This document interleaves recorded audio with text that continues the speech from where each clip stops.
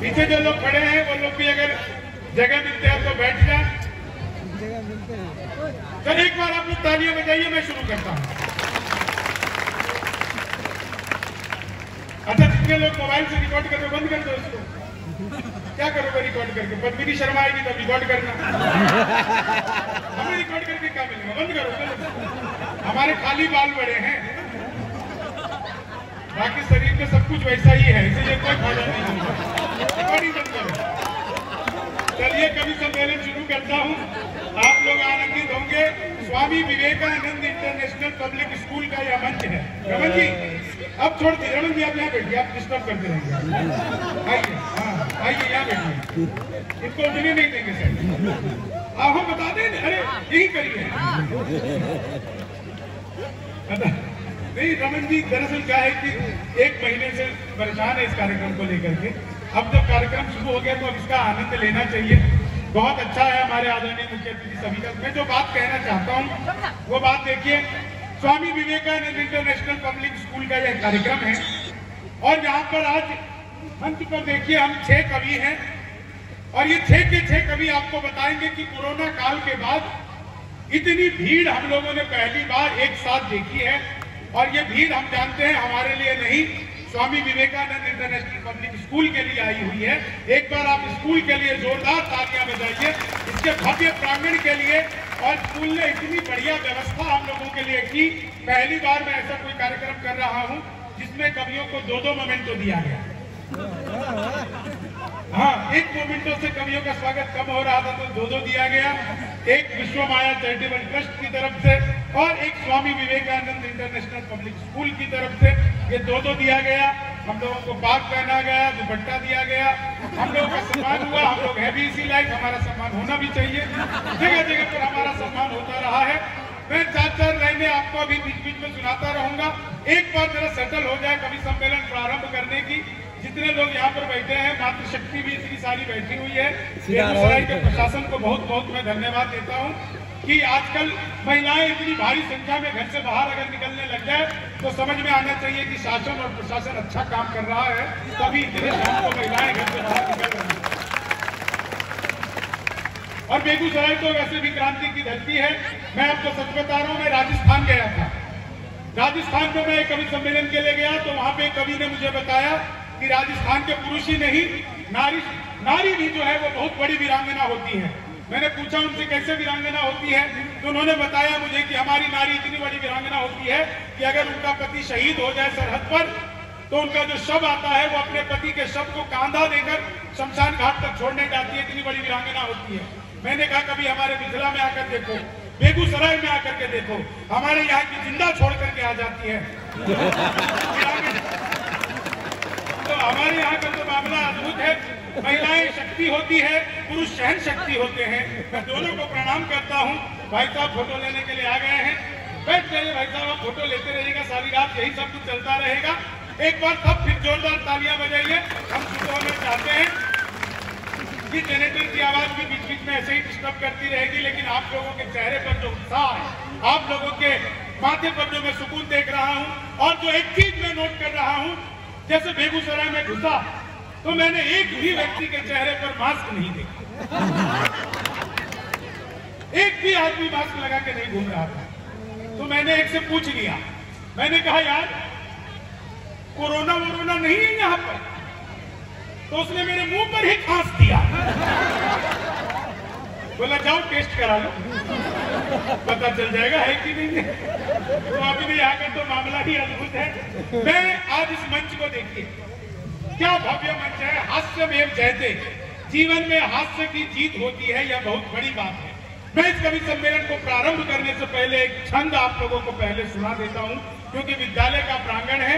कवि सम्मेलन का नाम हास्यमेव जयते है कि मित्र मिले हम 4, एक बोला सुन यार जोश के बिना तो ये जवानी सुनी सुनी। मित्र मिले हम 4, एक बोला सुन यार जोश के बिना तो ये जवानी सुनी सुनी है। दूजा बोला जोश से ही कि भाई इसका इको खत्म कर, हाँ इको खत्म कर दो। इको से आवाज डबल आती है, तो मुझे ऐसा लगता है मैं और मेरे पिताजी एक साथ बोल रहे हैं। ऐसा इको बिल्कुल खत्म कर दो, जीरो। जिसको जरूरत होगा वो बता देंगे। बाकी साउंड सिस्टम सचमुच में बहुत अच्छा है, बिल्कुल भी आवाज नहीं खींच रहा है। एक बार साउंड वालों के लिए जोरदार तालियां बजाइए। कवियों को साउंड की आवश्यकता होती है, बहुत अच्छा साउंड है भैया तुम्हारा। हाँ नहीं, सच में बहुत अच्छा साउंड है।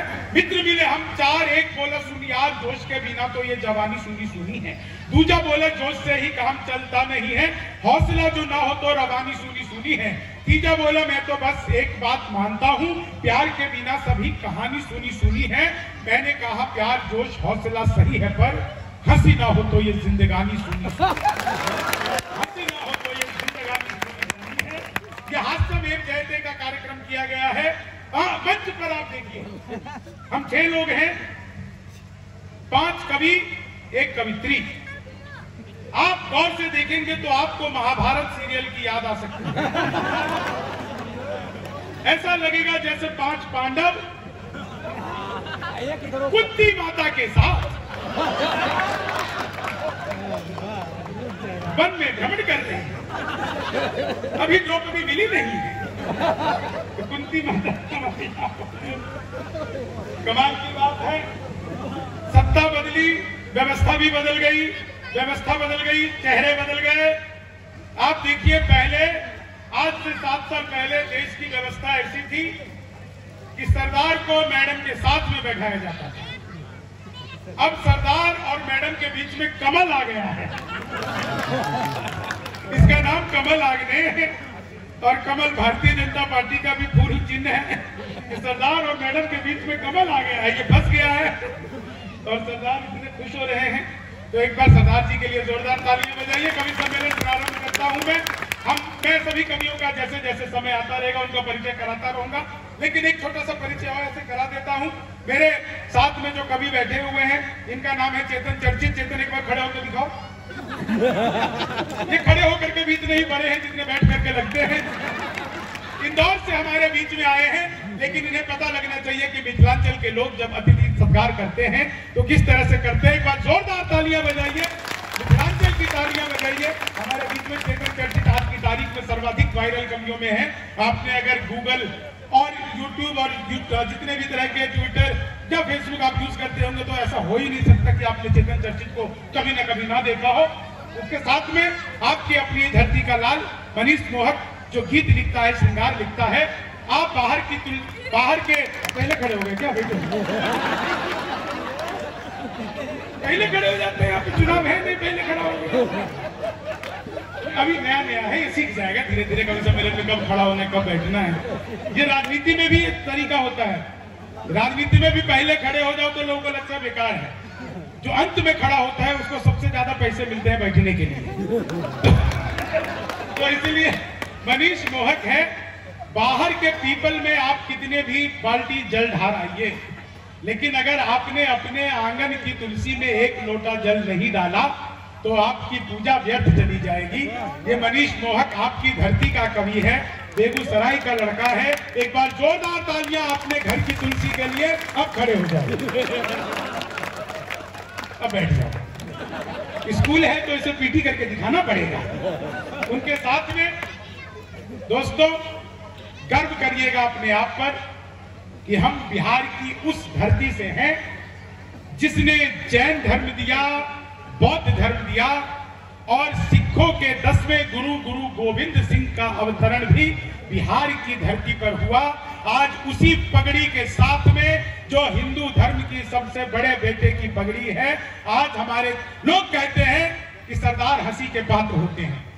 मैं उन सबको एक बात कह देना चाहता हूं कि आपके चेहरे पर हंसी इसलिए होती है क्योंकि सरदार होते हैं।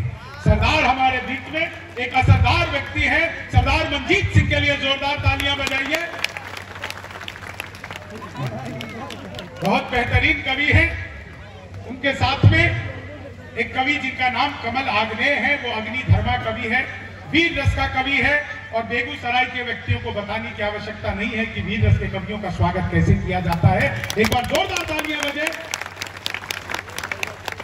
अच्छा, इधर के जो पाली बैठी हुई है, लड़के बैठे हुए इधर ज्यादा, इधर बैठी हुई है लड़कियां ज्यादा।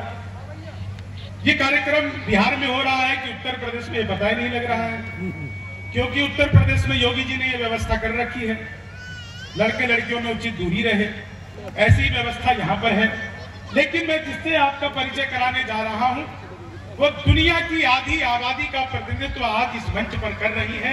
श्रृंगार, प्रेम, मनोहार और हास्य के साथ साथ में सामाजिक संदर्भों की एक ऐसी कवित्री जिसने पिछले 5-6 वर्षों में ही हिंदुस्तान ही नहीं, हिंदुस्तान के बाहर दुबई, ओमान, सलाला सभी जगह पर जाकर अपनी कविताओं से ख्याति बटोरी है। हमारे बीच में पद्मिनी शर्मा जी है। सारी महिलाएं एक बार हाथ ऊपर करके पद्मिनी शर्मा के लिए जोरदार तालियां बजाइए। थोड़ा सा आवाज इसका खोल दो, हाँ, और थोड़ा सा इको भी दे देना, बहुत ज्यादा मत देना। नहीं, ये खाली बैठा है जब से, इसमें तुम्हारी भी पीटी करवाते रहेंगे। कवि सम्मेलन प्रारंभ करता हूं, लेकिन उस कवि सम्मेलन को प्रारंभ करने से पहले